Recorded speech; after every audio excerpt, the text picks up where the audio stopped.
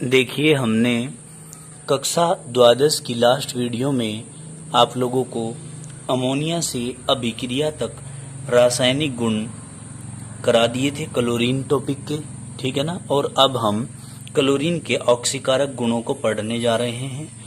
तो ऑक्सीकारक गुण में हम क्या पढ़ेंगे क्लोरीन के कि नमी की उपस्थिति में क्लोरीन प्रबल ऑक्सीकारक गुण प्रदर्शित करती है।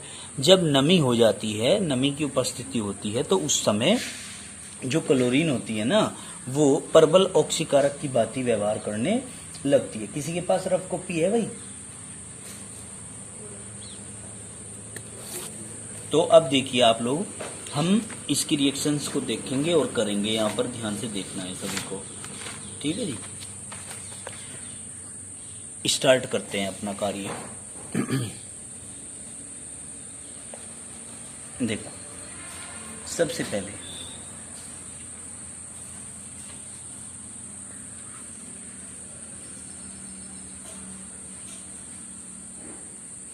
ऑक्सीकारक गुण, जिसको हम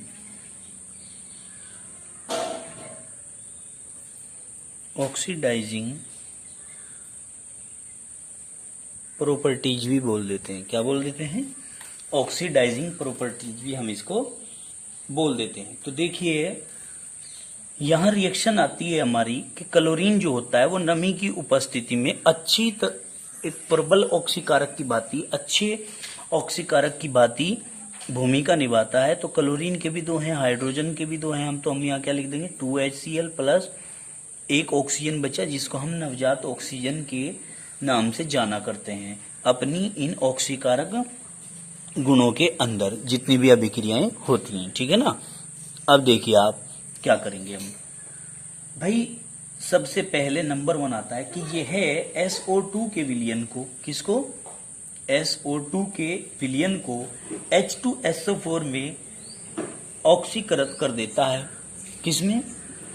SO2 के विलयन को H2SO4 में चेंज कर देता है। तो कैसे कर देता है ये हमको देखना है, ठीक है ना। देखिए भाई, यहाँ पर सबसे पहले अपनी जनरल इक्वेशन लिखेंगे। Cl2 plus H2O is equal to क्या? 2HCl प्लस एक नवजात ऑक्सीजन। समीकरण नंबर 1 बनानी है। फिर हम यहाँ लिखेंगे SO2 और इज इक्वल टू क्या? H2SO4। SO2 को H2SO4 में बदलता है। अब देखिए, इधर जो हमारी दाईं ओर है, इधर के साइड में H2SO4 है और बाईं साइड हमारे केवल SO2 है। तो किस किस चीज की कमी है? एक तो H2 आ रहा है, तो H2 तो लिखेंगे, लेकिन H2 हमेशा ऑक्सीजन के साथ रहेगा, ठीक है। प्लस अब देखिए H2S ऑक्सीजन के 2 और 1 3, एक की कमी रह गई इधर, क्योंकि इधर 4 है। तो हमने बैलेंस करने के लिए एक नवजात ऑक्सीजन लिखना है। इसको बना देंगे समीकरण नंबर 2, ठीक है जी। अब हम आगे बढ़ते हैं। क्या करेंगे इसमें हम? इसके एक नवजात ऑक्सीजन नोक की साइड है, इसमें एक नवजात ऑक्सीजन पूंछ की साइड है। इससे इसको कैंसिल कर देंगे। तो लिखेंगे Cl2 प्लस SO2, ठीक है, ये ध्यान रखना है। SO2 हो गया, Cl2 हो गया, H2O दोनों अभिक्रियाओं में पूंछ की साइड हैं। तो दोनों की को जब एक ही साइड हैं तो सेम साइड होते हैं, तो इनको जोड़ दिया जाता है, 2H2O लिख दिया जाता है, is equal to 2HCl plus H2SO4। तो H2SO4 में इसको चेंज कर दिया जाता है। एक तो हो गया आपका ऑक्सीकारक गुण ये। दूसरा ऑक्सीकारक गुण हम पढ़ने जा रहे हैं इसमें। तो इसमें कहा जा रहा है कि Na2SO3 को, किसको भाई? Na2SO3 को चेंज कर देती है क्लोरीन Na2SO4 में। किसमें? Na2SO4 में। तो अब आप इस चीज को जरा निश्चिंत होकर के देखेंगे और समझेंगे ध्यानपूर्वक। सबसे पहले Cl2 और प्लस बताइए H2O। क्यों? क्योंकि हमें जनरल इक्वेशन को भूलना नहीं है। तो क्या करेंगे? 2HCl प्लस एक नवजात ऑक्सीजन दे देंगे।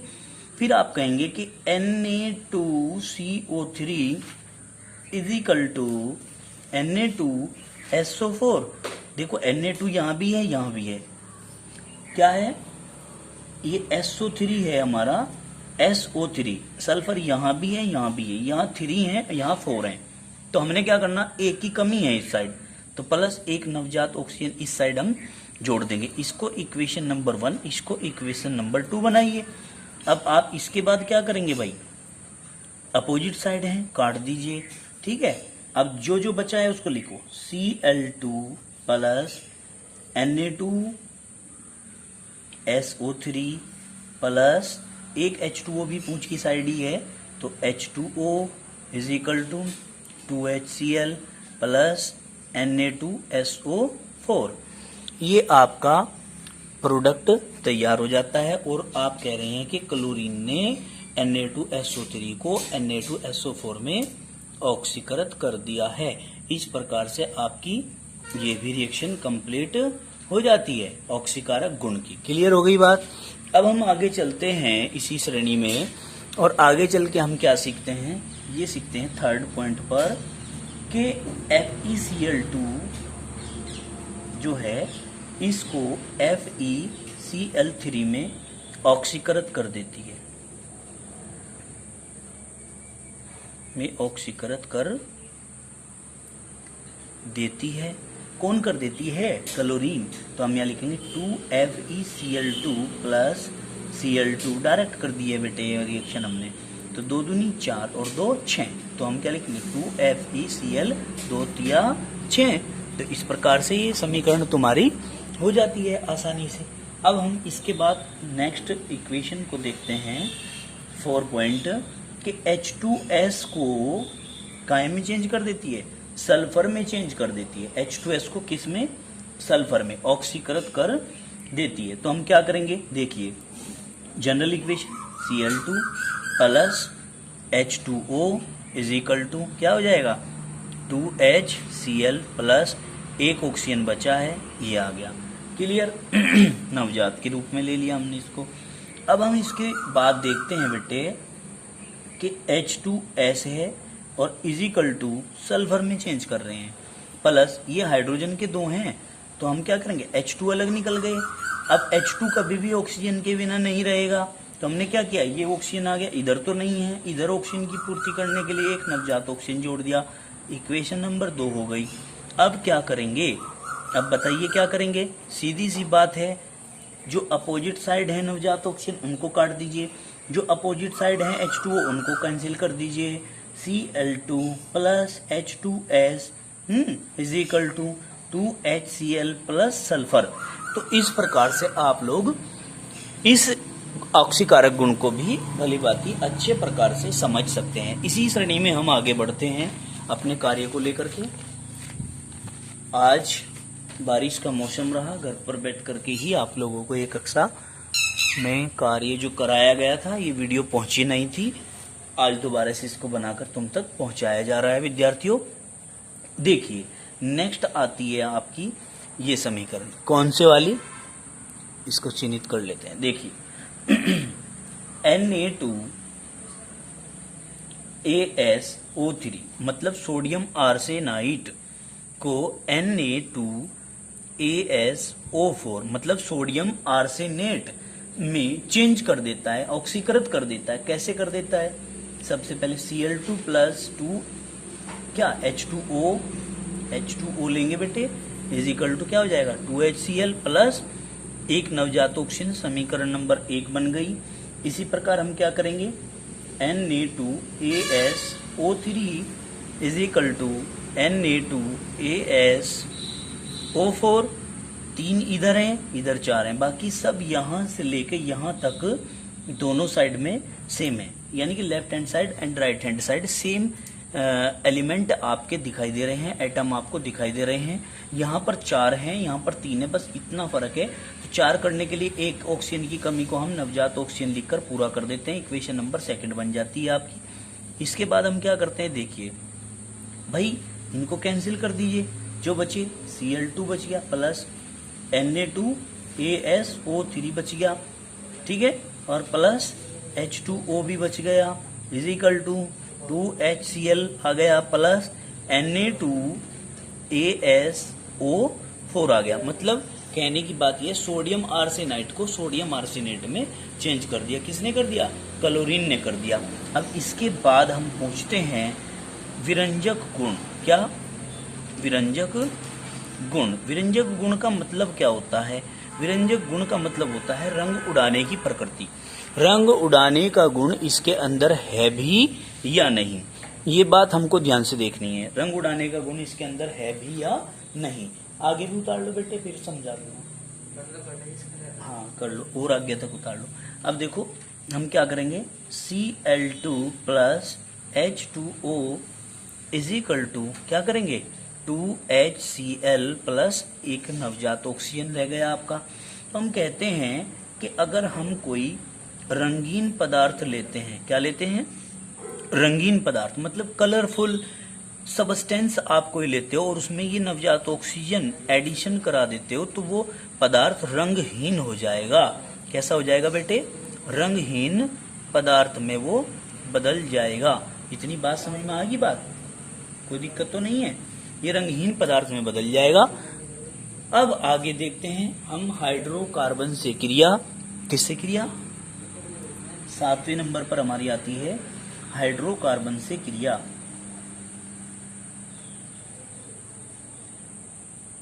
हाइड्रोकार्बन से क्रिया, ठीक, यानी कि रिएक्शन विद हाइड्रोकार्बन।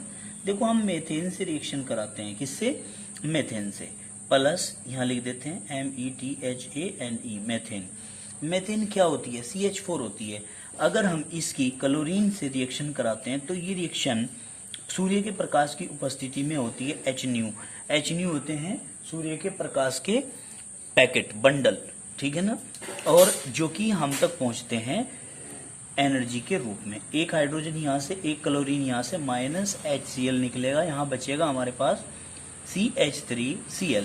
देखिए यहाँ CH3 रह गया, एक क्लोरीन यहाँ रह गया था, वो इसके साथ में ऐड हो गया। हाइड्रोजन निकल गया, क्लोरीन यहाँ पर ऐड हो गया। इस चीज को भूलना नहीं है, समझते रहना है, ठीक है। अब देखिए, अब ये बन गया आपका मेथेन से मेथिल क्लोराइड या मोनोक्लोरोमेथेन। क्या बन गया? या करके हम इसको मोनोक्लोरोमेथेन भी कह सकते हैं। फिर हम आगे चलते हैं इस रिएक्शन में, फिर इसको हम HNU है और Cl2, मतलब सूर्य के प्रकाश का एडिशन में क्लोरीन को कराते हैं। सूर्य के प्रकाश की उपस्थिति में क्लोरीन का एडिशन कराते हैं। तो एक हाइड्रोजन हमारा फिर यहाँ से निकलता है, एक क्लोरीन यहाँ से निकलता है। एक हाइड्रोजन और एक क्लोरीन मिलकर के HCl बनाएंगे, जो कि अलग निकल जाएगा। यहाँ पर क्या बचा हमारा? यहाँ पर CH2 बच गया। एक क्लोरीन हमारा पहले से था, एक क्लोरीन यहाँ बचा हुआ है, तो एक और एक हो गए 2। तो 2 क्लोरीन हमारे यहाँ पर शेष रह जाते हैं, जो कि हम इस रिएक्शन में ऐड कर लेते हैं। तो इस प्रकार से हमारा ये बन गया क्या? यहाँ पर हम कह देंगे इसको डाइक्लोरोमेथेन, ठीक है जी।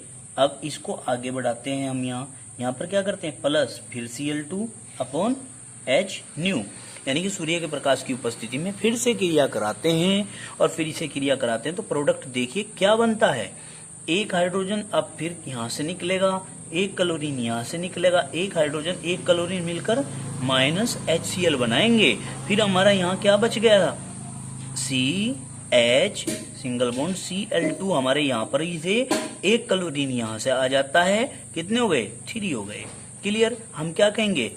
ट्राई क्लोरोमेथेन बन गया। क्या बन गया जी हमारा? ट्राइक्लोरोमेथेन। अब हम इस रिएक्शन को एक स्टेप में फिर चलते हैं लेकर के, यहाँ पर फिर Cl2 का एडिशन कराते हैं HNU की प्रेजेंस में।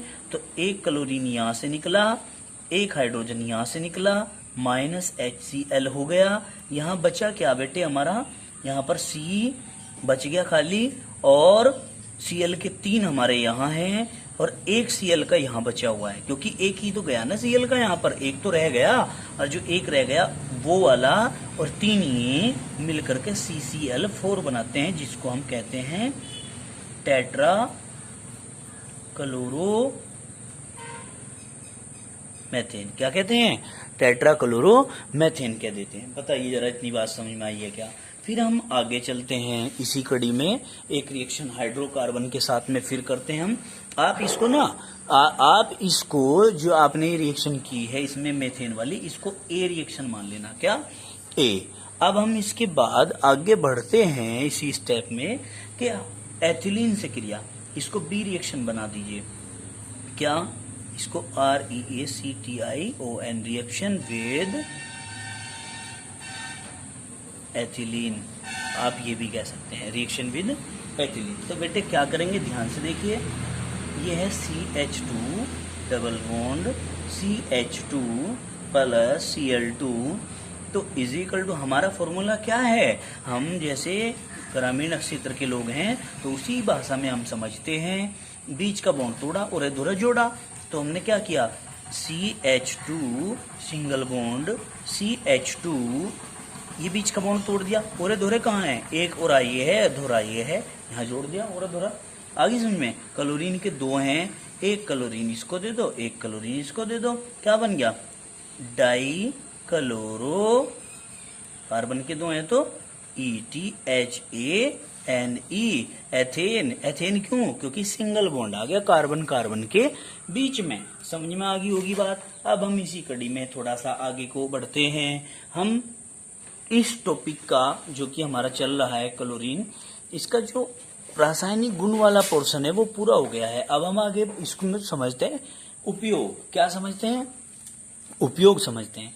उपयोग में क्या कहेंगे भाई, जो क्लोरीन होता है वो ऑक्सीकारक के रूप में भी प्रयोग होता है ना, और विरंजक चूर्ण के निर्माण में, मतलब रंग उड़ाने वाला चूर्ण बनाने में भी इसका प्रयोग किया जाता है। सूती कपड़े, कागज के कारखाने में विरंजक के रूप में, मतलब उनका रंग उड़ाने में। रेशमी व ऊनी कपड़ों का विरंजन क्लोरीन से नहीं करते। ये भी इन्होंने क्या दे दी क्या दे दी बेटे यहाँ पर, ये नोट में कह लो आप, बात नोट करके कह दी कि भाई रेशमी जो वस्तु होते हैं, रेशमी ऊनी कपड़ों का रंग क्लोरीन से हम नहीं उड़ाते।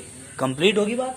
अब आगे देखिए, धातु निष्कर्षण और शोधन में भी इसका प्रयोग किया जाता है, यानी कि धातु को प्राप्त करने में खनिजों से और उनको शुद्ध करने में भी इसका प्रयोग किया जाता है। भाई कीटाणुनाशक के रूप में भी प्रयोग किया जाता है। आपने देखा भी होगा जो शहरों की टंकियां होती हैं पानी की, उन टंकियों के अंदर क्लोरीन की गोलियां डाल दी जाती हैं जिससे कि उनके अंदर जो कीटाणु होते हैं उनको समाप्त किया जा सके। और विस्फोटक पदार्थ बनाने में भी क्लोरीन का प्रयोग किया जाता है। DDT, गमक्सीन, है ना, C6H6Cl6, ये इसका फॉर्मूला होता है। क्लोरोफार्म CHCl3, अभी हमने रिएक्शन में भी बनाया था। कार्बन टेट्राक्लोराइड, उस रिएक्शन के अगले स्टेप में कार्बन टेट्राक्लोराइड भी बनाता। फास्जीन जो कि एक बहुत ही प्रकार की विषैली गैस होती है, इसको बनाने में, सल्फ्यूरिल क्लोराइड बनाने में, प्लास्टिक आदि महत्वपूर्ण रसायन बनाने में भी इसका प्रयोग किया जाता है। तो बेटे यहाँ पर हम कहते हैं कि क्लोरीन टॉपिक हमारा फिनिश हो जाता है। अब हम इसी कड़ी में अपने टॉपिक को आगे लेके चलते हैं जिसका नाम है क्लोरीन के यौगिक। क्लोरीन के यौगिक में भी कौन सा टॉपिक है हमारा? हाइड्रोक्लोरिक अम्ल या हाइड्रोजन क्लोराइड, जिसका फॉर्मूला HCl होता है। कितना होता है? HCl। मोलिकुलर वेट अगर हम देखें, हाइड्रोजन का 1 होता है, क्लोरीन का 35.5 होता है, जोड़ेंगे तो 36.5 आ जाएगा। अब देखो, ग्लोबर ने 1648 में साधारण नमक, जिसको हम क्या कहते हैं, सोडियम क्लोराइड मतलब NaCl, तथा सांद्र H2SO4 के मिश्रण को, किसको? सांद्र H2SO4 के मिश्रण को गर्म करके HCl गैस को प्राप्त किया था। क्या करके? गर्म करके HCl गैस को प्राप्त किया था। प्रिस्टली नामक वैज्ञानिक आए दूसरे। इसके बाद कौन आया? प्रिस्टले ने इसे समुद्री अम्ल कहा।